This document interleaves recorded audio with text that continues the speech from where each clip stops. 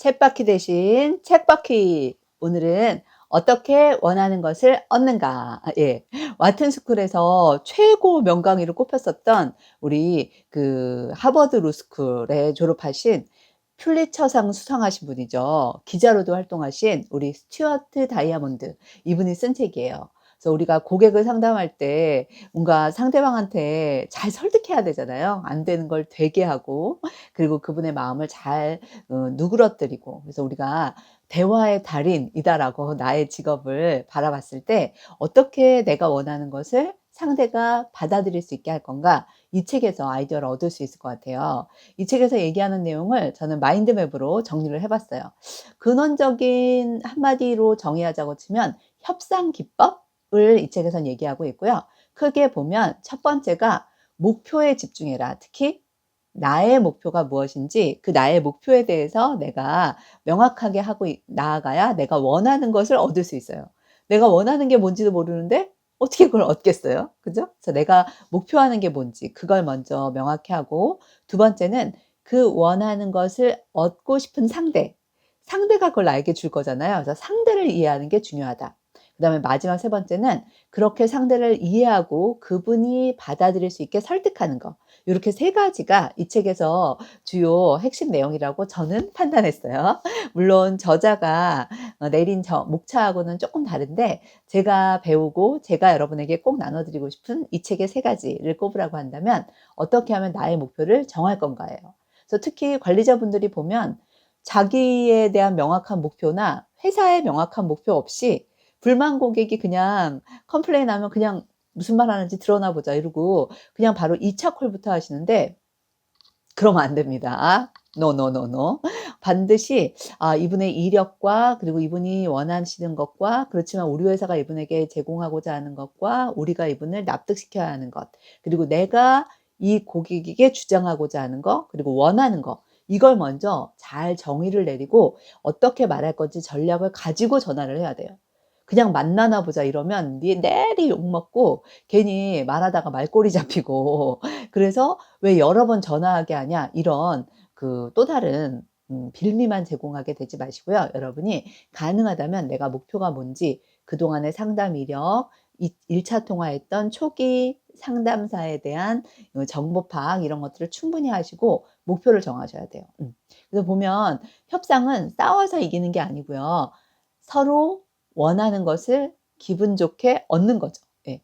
그래서 고객도 원하는 게 뭔지를 알고 나도 내가 원하는 게 뭔지를 알아야, 그래야 그 두 가지 원하는 걸 어떻게 맞출 수 있을지를 찾을 수가 있거든요. 그게 바로 협상이잖아요.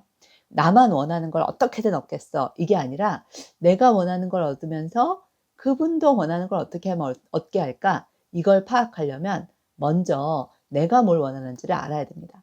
그래서 보면 매장 가서 컴플레인하는 고객 입장에서도요. 그냥 가서 막 직원들을 인격 모독하고 화만 내는데 삐 그러면 사실 직원이 뭘 해줄 수 있는 게 없어요. 그죠? 그래서 화만 내면 그냥 직원 기분만 나빠졌을 뿐, 진짜 고객이 원하는 것에 대해서 요구를 관철시킬 수도 없고 원하는 걸 얻을 수도 없어요. 그래서 저는 고객들도 똑똑해져야 된다고 보는 게, 미리 사전에 컴플레인을 하려면 내가 원하는 게 뭔지, 오히려 그 직원을 나의 적으로 막 인격 모독하기보단 내가 이 회사에 이런 문제가 있어서 이런 걸 원하는데 이 원하는 걸 내가 받으려면 어떻게 해야 됩니까? 라고 오히려 직원을 나의 파트너 상대, 회사 제도를 문제시하면서 이 직원에게 보상받을 방안을 의논하는 상대, 이렇게 여겨줘야 직원들도 '아 고객님 원하시는 여기까지는 안 되지만 이것까지는 해 드릴 수 있습니다.' 이러면서 절충점을 찾을 수가 있어요. 그래서 고객일 때도 똑똑하셔야 돼요. 근데 우리 이렇게 똑똑한 고객이 너무 많아서 응대하는 직원 입장에서는 여러분이 그럴 때 더 힘드시죠? 그래서 직원 입장에서도 똑같아요.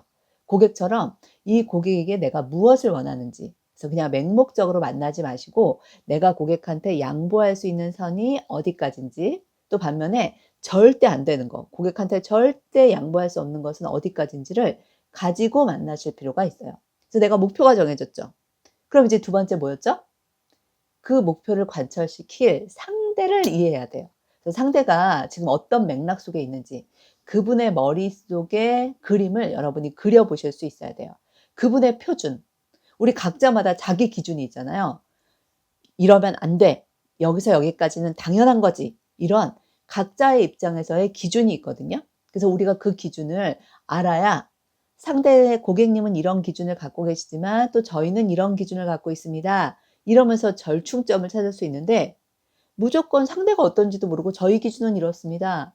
저희는 전산이 이렇게밖에 안 됩니다." 이렇게만 말하면 정말 배째라. 막 이런 느낌이 들 수 있겠죠. 그래서 상대의 표준 그리고 상대의 감정 그리고 상대의 특수한 상황 또는 상대가 아무리 해 주고 싶어도 못 해줄 수밖에 없는 숨겨진 걸림돌 같은 거 이런 것들을 우리가 알아차려야 돼요.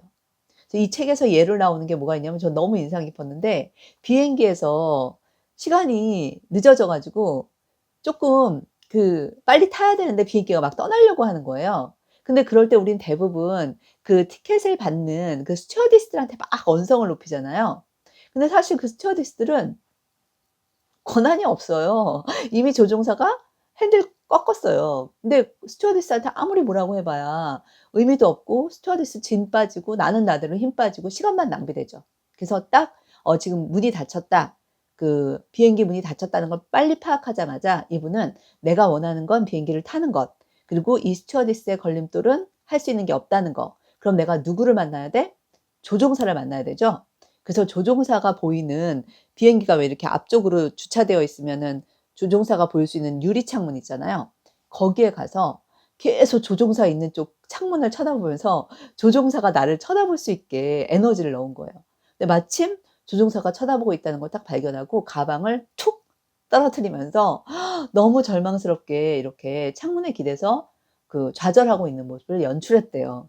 그랬더니 조종사가 그걸 보고 "아직 준비 덜 됐으니까 지금 빨리 문 열으라고. 못 타신 승객분들은 얼른 태우라고." 이렇게 권한을 가진 조종사가 의사결정을 할 수 있게 했다는 거죠. 그래서 우리는 그냥 무조건 내 주장을 막 펼치는 게 중요한 게 아니고요. 상대가 어떤 걸림돌이 있고 상대의 기준이 무엇이고 상대의 감정이 어떠한지를 좀 잘 헤아려서 그것에 맞는 행동을 해야 될 필요가 있다는 거예요. 그다음에 이제 마지막 세 번째가 이러고 난 다음에 이제 설득을 해야죠. 그래서 설득을 할 때도 너무 막 확 들이밀지 말고 점진적으로 접근한다거나 또 내가 필요한 목록이 무엇인지를 잘 미리 리스트업을 해서 차근차근 요청을 한다거나 또 질문형으로 합의를 이끌어내야 돼요. 사람은 명령당하면 기분 나빠서 자꾸 반박하고 싶어지거든요. 그래서 우리가 질문하듯이 "이렇게 해 보는 건 어떨까요? 이건 가능할까요?" 이렇게 해서 상대방을 존중하고 있다는 경험을 주는 것. 그래서 말투와 태도 이런 거 되게 중요하고요. 그냥 "난 이게 원해요. 난 이것만 주세요." 이럴 것이 아니라 상대가 원하는 것과 내가 원하는 것을 다 이루기 위해서 파일을 키우는 것도 답인 거죠. 그래서 예전에 저도 이렇게 동태전 사러 갔었거든요. 제사 지내려고 아버님 제사 지내려고 갔는데 동태전이 다 떨어졌대요. 그래서 저 같으면 '아 동태전 떨어져서 어쩌지?' 이러고 있을 텐데 이분은 원하는 게 뭔지 그냥 "떨어졌어요."라고 단답형으로 끝내지 않고 "아이고 이 저녁에 정장 입고 장 보는 거 보니까 제사 지내려고 그러시나 보네. 혹시 제사 지내려 그래요?" 이러고 물어보는 거예요. 그래서 제가 "네." 그랬더니 "그러면 저는 꼭 동태전 아니라 배추전도 좋은데 배추전 부치는 건 어때요?" 이러면서 내가 원하는 것의 목적을 위해 더 큰 파이로 또 다른 대안을 얘기해 주는 거예요. 그래 갖고 저 완전 감동해서 "아 배추전도 돼요?" 이러면서 배추 사 갔잖아요. 너무 그 아주머니 고마웠어요. 이렇게 파이를 이거 아니면 이거 이 두 가지만 갖고 싸우지 말고 파이를 키워서 제3의 대안을 얘기해 줄 수도 있어요. 예. 그래서 이 책에서도 나오는 얘기인데 왕복 2 차선 도로에서 차가 딱 막혀 있을 때 무조건 "서로 빼라." 막 이렇게 상대방을 공격하면 서로 오기가 나서 서로 안 해 주려고 그러잖아요. 근데 그럴 때 아무래도 운전 전문적으로 하시는 분이 해 주셔야 될 것 같은데요. 여기 지금 후진이 안 되시는 분들이 계신데 좀 양보해 주실 수 없을까요? 이렇게 상대방을 이렇게 부추겨서 상대방의 기분을 좀 살려주면서 점진적으로 양해를 구하는 거 이런 거죠. 또는 무조건 "제가 문법 과목을 가르치겠습니다." 이러고 그냥 내 입장만 주장할 것이 아니라 "내가 지금 공부하고 있는 게 문법이어서 그런데 이번 학기에 제가 문법을 가르쳐 보면 다음 학기 때는 선생님이 꼭 원하시는 과목을 제가 제안해 드릴 수 있을 것 같습니다. 이번만 좀 저를 좀 도와서 해 주시면 어떨까요? 라고 부탁조로 말하는 거죠. 이렇게 해서 상대방이 옳고 그름으로 내가 맞고 네가 틀렸기 때문에 주장하는 게 아니라 둘 다 각자 입장이 있지만 서로 좀 양보하면 어떨까요? 이렇게 접근하는 것이 필요하다는 거예요. 그래서 저 같은 경우도 책은 배우는 걸로, 읽는 걸로 끝나면 안 되죠. 반드시 내 삶에 적용해야 되죠. 그래서 저도 얼마 전에 우리 남편한테 인제 MT를 가야 된다는 얘기를 해야 됐어요. 근데 원래는 늘 MT 간다 그러면 막 뭐라 하거든요, 외박한다고. 그래서 제가 고민하다가 그냥 마음속으로는 되게 고민하지만 겉으로는 되게 세게 팍 말해 버려요. 나 지금 외박 가야 된다. 나 거기서 중요한 역할 맡고 있고 당신도 지난달에 설악산 갔다 왔으니까 나 이번에 MT 갈 거니까 뭐라고 말하지 말아라." 막 이렇게 딱 통보식으로 말해서 분위기 쏴하게 만들고 서로 되게 마음 불편하게 그렇게 제가 했었을 텐데 이 책을 읽었지 않습니까? 그렇기 때문에 이제는 그렇게 안 하죠. 그래서 먼저 '내 목표가 뭐지? MT를 가는 거지. 하지만 남편도 기분 좋게 하는 거지. 그 목표를 이루기 위해서 내가 상대가 어떤 기준이 있지? 상대는 무엇을 중요하게 여기는 사람이지?' 라는 것을 생각해 봤어요. 근데 우리 남편이 제일 중요한 건 주말에는 가족과 있었으면 좋겠고 특히 애들을 잘 케어하는 걸 원하고 그리고 미리 이렇게 쓸데없는 여러 가지 모임 많이 나가는 것은 쪼끔 자제했으면 좋겠어 하는 게 우리 남편의 기준이거든요. 그래서 제가 그것을 좀 염두에 두고 남편 기분 좋을 때 저녁에 맥주 마실 때 이럴 때 제가 의논하듯이 물어봤어요. 내가 너무 좀 이번에 총무 맡은 모임이 있는데 MT를 간다는데 가야 돼.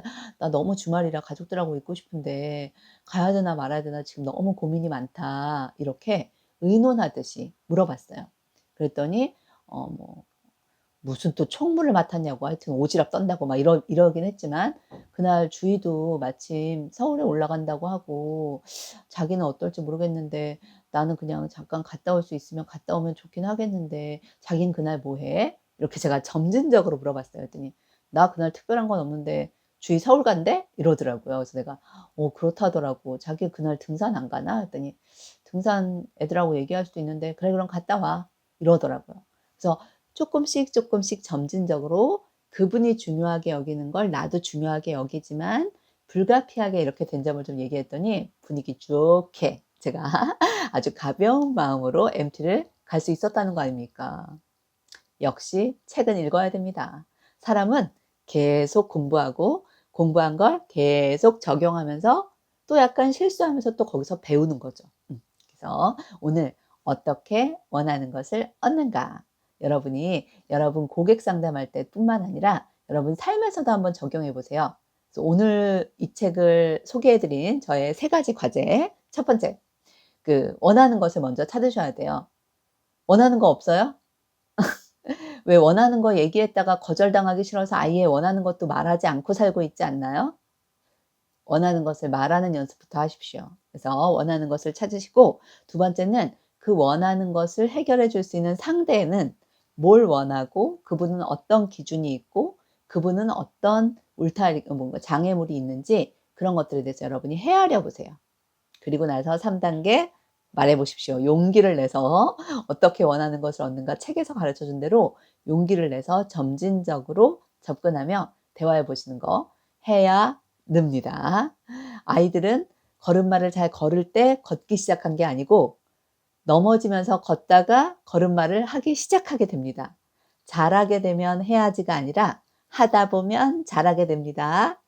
안녕.